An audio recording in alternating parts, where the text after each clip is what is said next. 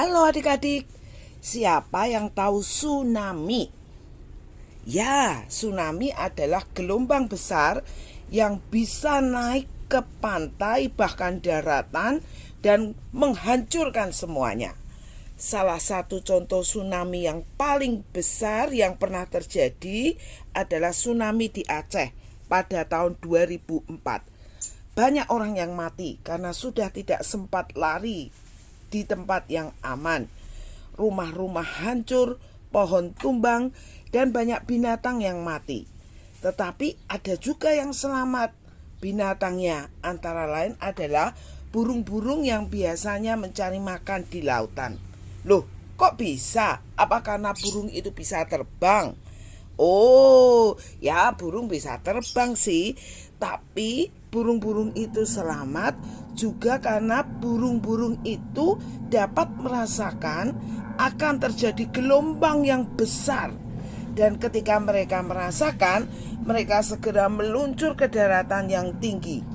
Burung-burung itu peka dan mengikuti apa yang baik untuk mereka. Adik-adik, Tuhan Yesus naik ke surga.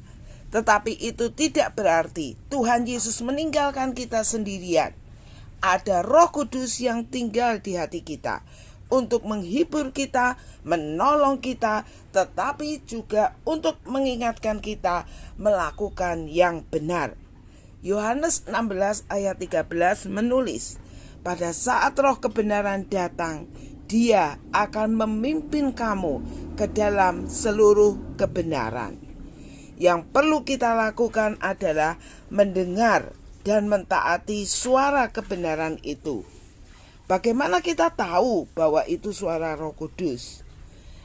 Adik-adik suka baca Alkitab kan? Dengar firman Tuhan di sekolah minggu kan? Atau kadang-kadang mendengarkan sapaan firman anak kan? Nah, firman Tuhan atau Alkitab itu adalah suara Tuhan. Itu adalah apa yang Tuhan inginkan untuk kita lakukan di dalam kehidupan kita. Dan karena Roh Kudus itu adalah Roh Tuhan, maka Alkitab itu dapat adik-adik baca untuk mengetahui suara Tuhan atau bukan. Jika itu sesuai dengan apa yang dituliskan di dalam Alkitab, maka itulah suara Tuhan. Jika itu yang sesuai dengan apa yang Tuhan inginkan untuk kita lakukan, itulah suara Roh Kudus. Adik-adik, marilah kita peka untuk mendengarkan suara Roh Kudus agar hidup kita ini menjadi baik. Misalnya adik-adik, ketika adik-adik sudah disakiti oleh temannya atau oleh orang lain, kita ketemu teman yang telah menyakiti kita itu dan ternyata dia butuh pertolongan.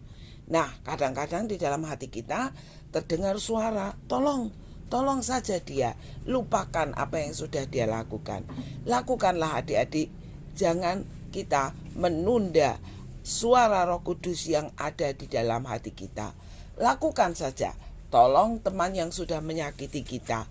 Ampuni karena firman Tuhan berkata untuk mengampuni musuh-musuh kita. Lalu kalau kita sudah tahu bahwa itu adalah suara Roh Kudus, itu adalah suara Tuhan, itu adalah suara kebenaran, jangan ditunda. Kita harus gerak cepat melakukan.